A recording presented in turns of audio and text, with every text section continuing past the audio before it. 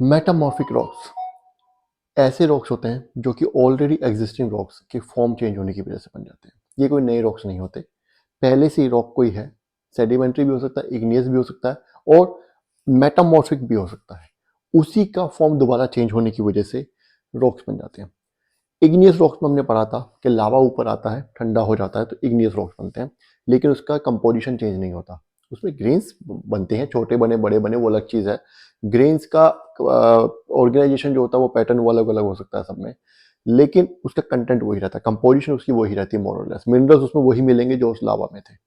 ठीक है, example black soil, वही सॉइल लावा सॉइल बोलते हैं उसको। ठीक है, लेकिन एक सेडिमेंट्री रॉक्स में क्या होता है कि इग्नियस रॉक ही सपोज कीजिए या कोई भी रॉक एक जगह से डिन्यूडेशन प्रोसेस की वजह से डिसइंटीग्रेट होकर के दूसरी के जाकर के इकट्ठा हो जाता है, रॉक में कन्वर्ट होता है। ठीक है, उसके अंदर भी कंपोजिशन वही मिलेगी जो उसके पेरेंट रॉक में थी, लेकिन मेटामॉर्फिक रॉक में केस थोड़ा अलग हो जाता है। यहाँ पे उसकी फॉर्म ही चेंज हो जाती है, यहाँ पे उसका स्ट्रक्चर, इंटरनल स्ट्रक्चर ही चेंज हो जाता है। कैसे होता है, क्यों होता है, यही आज हम पढ़ने वाले हैं। तो this is Ankur Kaushik and you are welcome on our channel UPSC accessible. आज का टॉपिक है मेटामॉर्फिक रॉक्स, चैप्टर 5 है, class 11th NCERT minerals and rocks का। ठीक है, तो मेटामॉर्फिज्म, सबसे पहला मेटामॉर्फिक रॉक है। तो मेटामॉर्फिक का मतलब होता है चेंज ऑफ फॉर्म, फॉर्म का चेंज हो जाना। किसकी फॉर्म चेंज हो रही है? रॉक की। सेडिमेंट्री इग्नियस में, इग्नियस जब सेडिमेंट्री बन रहा था तो उसकी फॉर्म चेंज नहीं हो रही थी।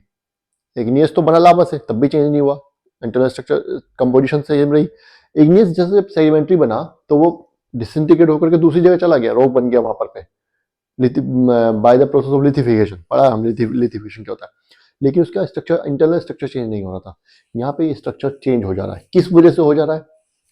These rocks are under action of pressure, volume and temperature. ये रॉक्स के को तीन चीजों का सामना करना पड़ता है। क्या?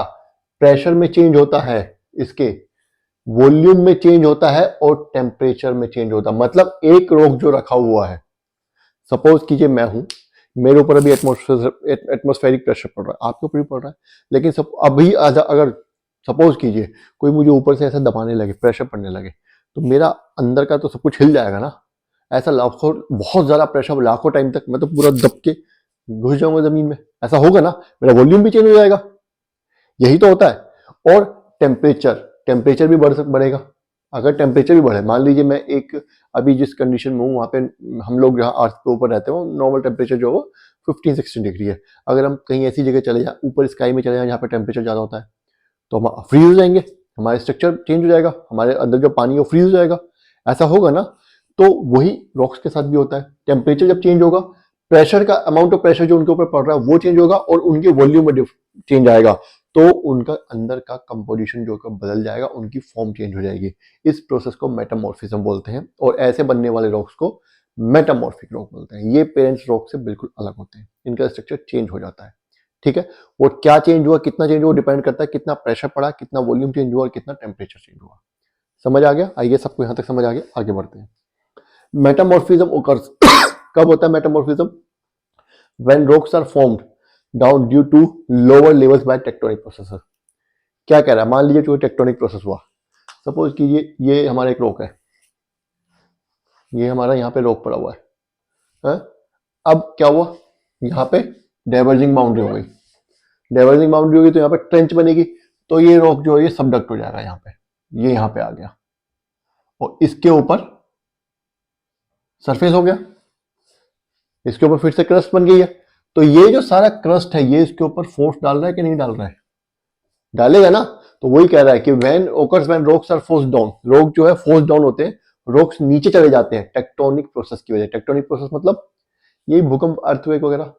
अर्थक्वेक आया, जमीन फटी, ऊपर के रॉक्स तो नीचे चले गए, नीचे वाले ऊपर आ गए। तो जो ऊपर वाले रॉक, नीचे वाले रॉक्स थे, उनका भी प्रेशर चेंज हुआ, टेम्परेचर चेंज हुआ, वो ऊपर आ गए, क्योंकि पहले उन्हें नीचे थे तो उनके ऊपर प्रेशर ज्यादा था और टेम्परेचर ज्यादा था।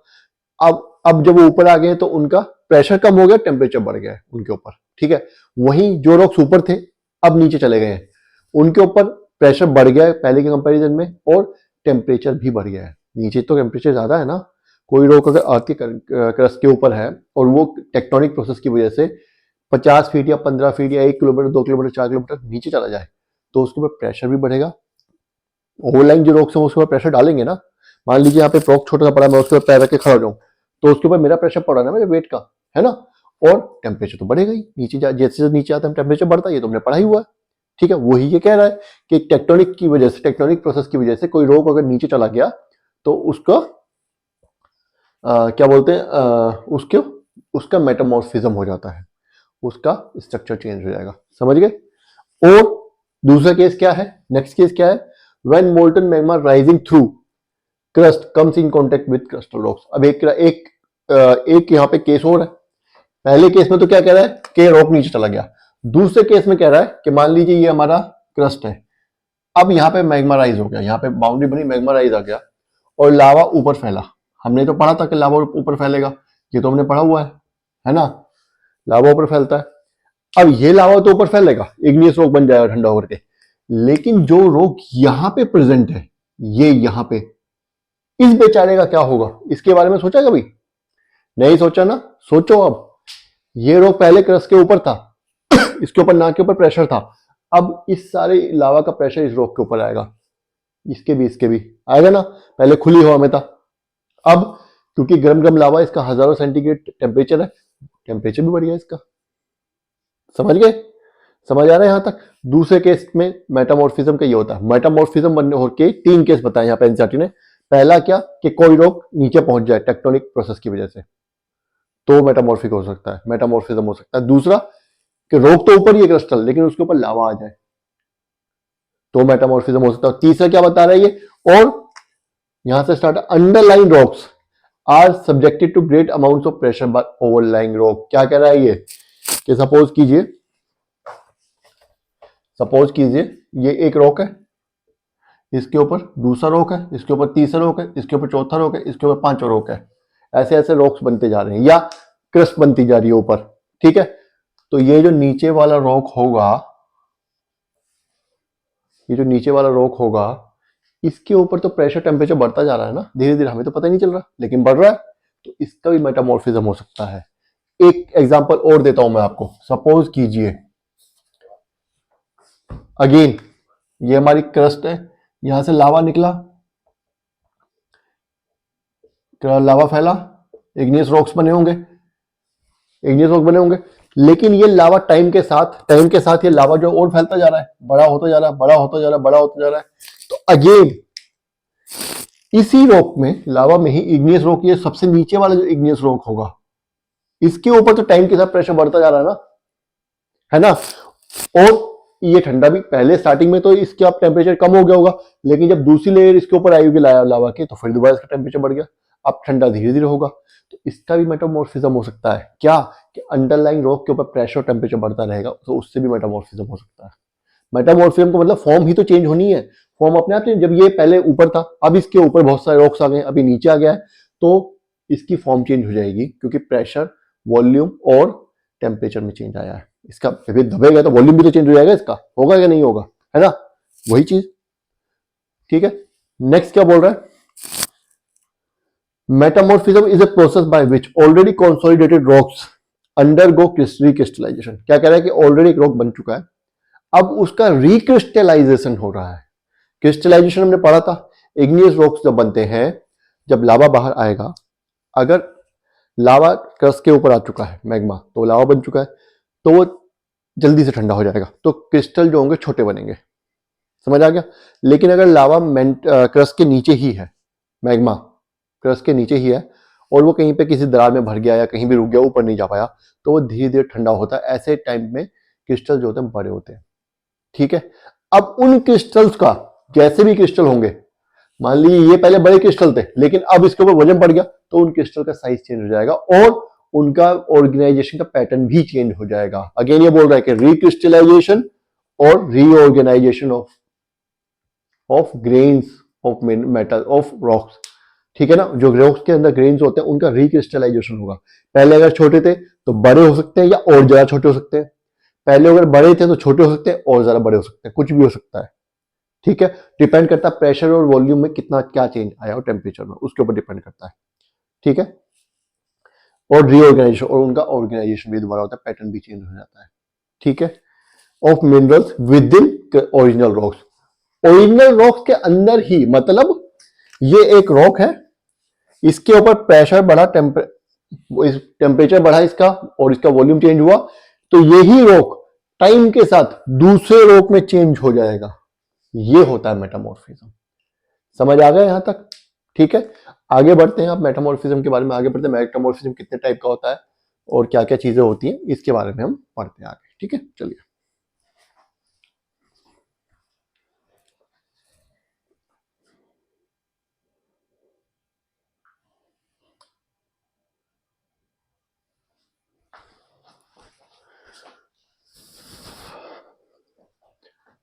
चलिए, मेटामॉर्फिज्म के बारे में हमने पढ़ लिया, मेटामॉर्फिक रॉक्स के बारे में हमने पढ़ लिया। क्या होते हैं?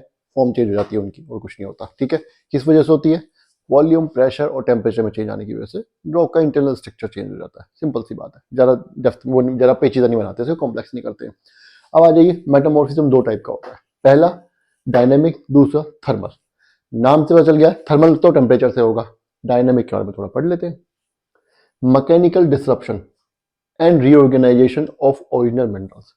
ओरिजिनल मिनरल का मैकेनिकल मतलब फोर्स से, ताकत से। ठीक है, ओरिजिनल जो रॉक है उनका डिस्ट्रप्शन हो गया, टूट फूट हो गई, चेंज हो गया उसकी फॉर्म में, और रीऑर्गेनाइजेशन हो गया।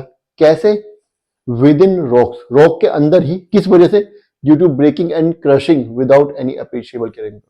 ब्रेकिंग और क्रशिंग की वजह से, क्रस्ट टूट गई, टेक्टोनिक अपलिफ्टमेंट हो गई, कुछ भी हो गई, उसकी वजह से उसका डिस्ट्रप्शन हो गया और रीऑर्गेनाइजेशन हो गया ओरिजिनल रॉक के अंदर। ठीक है, इसको बोलते हैं हम मैकेनिकल मेटामॉर्फिज्म। Dynamic metamorphism. ये मैकेनिकल कॉजेस की वजह से होता है। इसके अंदर कोई भी केमिकल चेंज नहीं होता रॉक के स्ट्रक्चर में। रॉक का जो स्ट्रक्चर है वो फिजिकली चेंज होगा, केमिकल उसमें कोई चेंज नहीं होगा, रिक्रिस्टलाइजेशन नहीं होगी। समझ गए? सिर्फ डिस्ट्रप्शन होगी, रीऑर्गेनाइजेशन होगी। किसमें? ओरिजिनल मिनरल्स में। ठीक है, समझ गए? उसके मिनरल्स ही अंदर टूट जाएंगे, रॉक के मिनरल्स ही अंदर टूट जाएंगे, उनका रिक्रिस्टलाइजेशन अभी नहीं हो पाएगा। रिक्रिस्टलाइजेशन कब होगा? रिक्रिस्टलाइजेशन होगा थर्मल मोड मेटामॉर्फिज्म में। ठीक है, पहले डायनेमिक में देख लीजिए, एक बार फिर से बता रहा हूं। मैकेनिकल डिस्ट्रप्शन की वजह से और रीऑर्गेनाइजेशन की वजह से, मैकेनिकल डिस्ट्रप्शन और रीऑर्गेनाइजेशन होती है किसकी? ओरिजिनल रॉक की, ओरिजिनल रॉक के मिनरल्स की, विद इन द रॉक। किस वजह से? ब्रेकिंग और क्रशिंग ऑफ रॉक्स की। ठीक है, और without any appreciable chemical change, कोई भी नोटिसेबल केमिकल चेंज नहीं होता उसके मिनरल्स के क्रिस्टल्स में। समझ आ गया ये सब? ठीक है, ये एक तरीके से क्या कहते हैं, फिजिकल चेंज है सिर्फ। केमिकल चेंज जो होगा उसके क्रिस्टल्स में, रिक्रिस्टलाइजेशन किस में होगा? डायनामिक मेटामॉर्फिज्म में, सॉरी थर्मल मेटामॉर्फिज्म में। The materials of rocks chemically alter and recrystallise. Thermal का मतलब टेम्परेचर बढ़ने से हो रहा है। ठीक है, इसमें क्या होगा?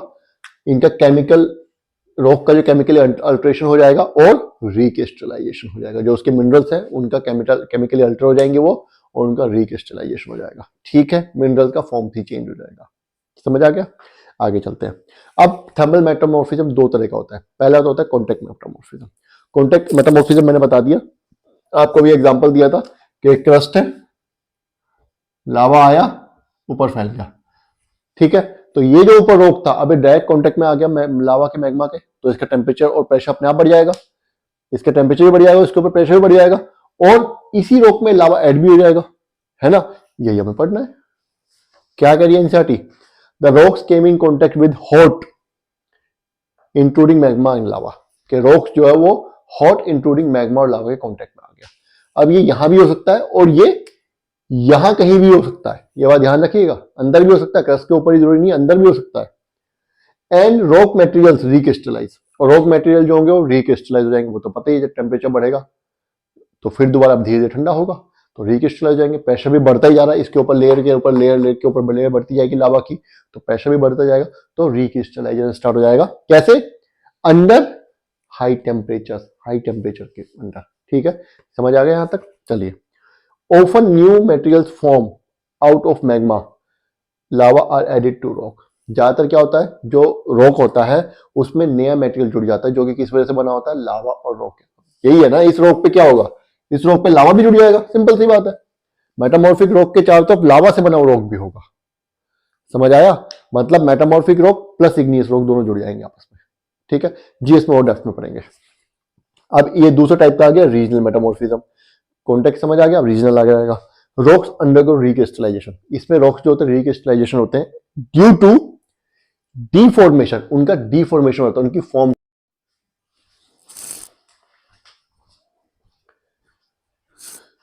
चलिए, रीजनल मेटामॉर्फिज्म में क्या होता है, रॉक्स अंडरगो रिक्रिस्टलाइजेशन, रॉक्स का रिक्रिस्टलाइजेशन होता है, लेकिन किस वजह से, ड्यू टू डीफॉर्मेशन, डीफॉर्मेशन होती है उनकी, उनकी जो फॉर्म होती है फिजिकल फॉर्म में चेंज होता है, cause by tectonic sharing. Tectonic sharing मतलब टेक्टोनिक प्रोसेस की वजह से, टेक्टोनिक टूट फुट, क्रस्ट में टूट फुट होगी, उसकी वजह से उनका रिक्रिस्टलाइजेशन होता है। टेक्टोनिक्स में, टेक्टोनिक प्लेट्स में टेक्टोनिक प्रोसेस की वजह से क्रस्ट में टूट फुट होगी, जिसकी वजह से उनका डीफॉर्मेशन होगा, उनके फॉर्म में चेंज आएगा फिजिकल फॉर्म में, और उनका फिर रिक्रिस्टलाइजेशन होगा। और टुगेदर विद हाई टेम्परेचर, के पहले वाले में क्या पढ़ा था हमने कि इसमें तो सिर्फ क्या होगा, टेक्टोनिक चेंजेस की वजह से होगा, लेकिन इसमें क्या होगा, टेक्टोनिक चेंज और टेम्परेचर दोनों की वजह से हो सकता है, ठीक है, और प्रेशर की वजह से भी हो सकता है, या दोनों की वजह से हो जाएगा। मतलब टेक्टोनिक शेयरिंग के साथ टेम्परेचर भी होगा, चेंज होगा, और प्रेशर चेंज भी हो सकता है, या दोनों चीजें भी चेंज हो सकती है। समझ आ गया, मतलब क्रस्ट में टूट फूट होगी, उसकी वजह से डिफॉर्मेशन होगा, उसकी वजह से रिक्रिस्टलाइजेशन होगी, लेकिन क्रस्ट में टूट फूट के साथ साथ प्रेशर या टेम्परेचर में भी चेंज होगा, या प्रेशर और टेम्परेचर दोनों ही चेंज हो जाएंगे, ठीक है, ये दोनों में चेंज आएगा। समझ आ गया यहां तक, तो ये हमारा हो गया। अब दो तीन यहाँ पे क्या हुआ, एनसीईआरटी में कुछ एक कीवर्ड्स दिए हुए हैं, कीवर्ड्स के डेफिनेशन दिए हुए हैं, कुछ टर्म्स दी हुई हैं, उनको डिस्कस कर लेते हैं मेटामॉर्फिज्म के बारे से रिलेटेड, ठीक है, चलिए।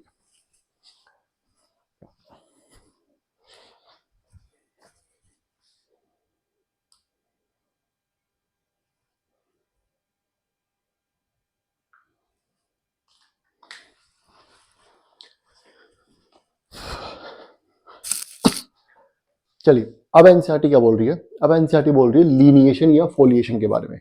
फोलिएशन या लीनिएशन क्या होता है, ठीक है, प्याज देखिए, एक के ऊपर एक परत जमा होती है, उसको बोलते हैं फोलिएशन, ठीक है।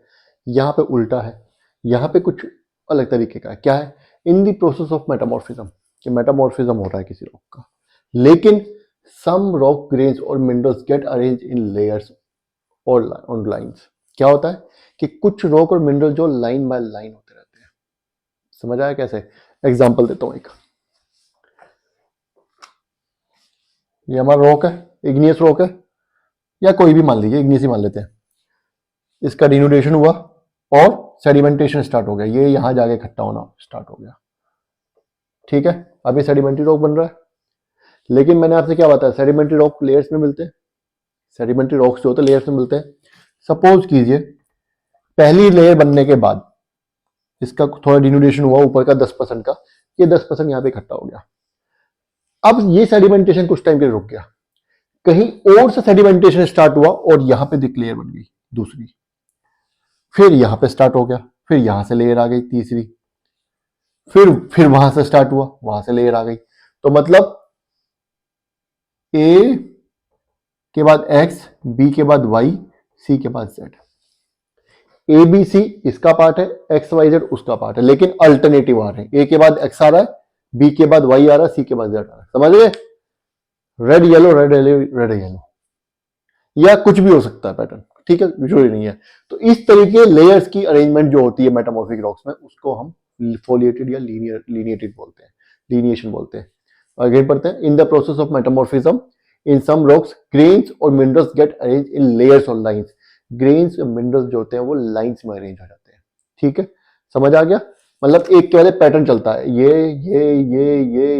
ऐसे ए बी सी डी, इस तरीके से लाइन बनी हुई है, ABC ABC ABC ABC, A B A B A B A B, समझ गए, इस तरीके से लाइनें चलती हैं, लाइन की फॉर्म में आता है। अब ये क्या कह रहा है, अगर ये लाइनों का पैटर्न ऐसा है कि पहले एक बड़ा पट्टी है, फिर छोटी पट्टी है, फिर बड़ी पट्टी है, फिर छोटी पट्टी है, फिर बड़ी पट्टी है, फिर छोटी पट्टी है, लेयर है, तो उसको हम बेंडिंग बोलते हैं। पढ़ते हैं, समटाइम्स मिनरल्स और materials of different groups are arrange into alternating thin to thick layers. पहले पतली पट्टी, फिर मोटी पट्टी, फिर पतली पट्टी, फिर मोटी पट्टी, समझ गए। अब एक जैसे भी हो सकते हैं, अलग अलग भी हो सकते हैं, तो इसको हम बेंडिंग बोलते हैं। Appear in light and dark shades, light और डार्क शेड में, एक लाइट है, दूसरा डार्क है, कहीं लाइट शेड है, कहीं डार्क शेड है। मान लीजिए लाइट शेड की पतली पट्टी है, पतली लेयर है, तो डार्क शेड की मोटी लेयर है, या उल्टा, ठीक है, या कुछ भी हो सकता है, कोई भी पैटर्न हो सकता है, वो तो रॉक्स के ऊपर डिपेंड करता है। देखो मेटामॉर्फिज्म किस चीज के ऊपर डिपेंड करता है? मेटामॉर्फिक रॉक जो होता है वो डिपेंड करता है कि उसका पेरेंट रॉक क्या था जो मेटामॉर्फोज हुआ है। अगर वो इग्नियस रॉक था लार्ज क्रिस्टल वाला, वो मेटामॉर्फोज हुआ तो वो कुछ और बनेगा।